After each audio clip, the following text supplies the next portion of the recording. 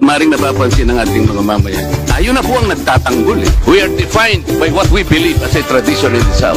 Tapos na po ang labanan. Tapos na ang debate. Gusto mo ng pagbabago, maging matalino sa pagpapasya.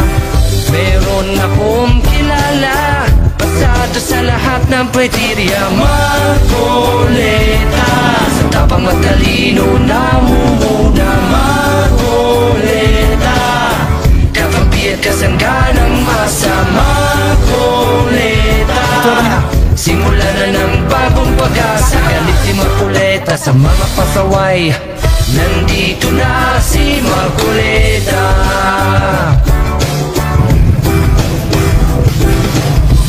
Magaling na abogado, veterano sa larangan ng serbisyo.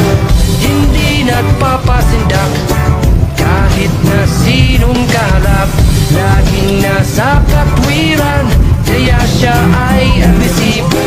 Sa bawat laban, mga Pilipino ang tunay na panalo. Marcoleta, sa tapang mas talino na mumuna. Marcoleta, kakampi at kasangganang masama. Marcoleta, simula na ng bagong pag-asa. Galit si Marcoleta sa mga pasaway. Nandito na si Marcoleta. Marcoleta, sa tapang at talino na mumuna. Marcoleta, kakampi at kasangganang masama. Marcoleta, simula na ng bagong pag-asa. Galit si Marcoleta sa mga pasaway. Nandito na si Marcoleta.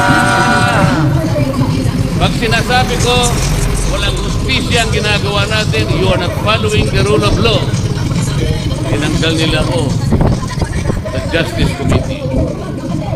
Kasi i-impeach nila yung Vice President. Para hindi na ako siguro makasali, tinanggal nila ako sa Justice Committee. Nasabi ko sa kanila, yun ang akala nyo. Subok-subukan ninyo na i-impeach ang Vice President. I will suggest to her that she should engage me as her defense counsel. Kasi mali na po ang nangyayari. Wala nang justisya. Gusto mo ng pagbabago, maging matalino sa pagpapasya. Meron akong kilala, pasado sa lahat ng kriteria. Marcoleta, sa tapang matalino na mumuna. Marcoleta,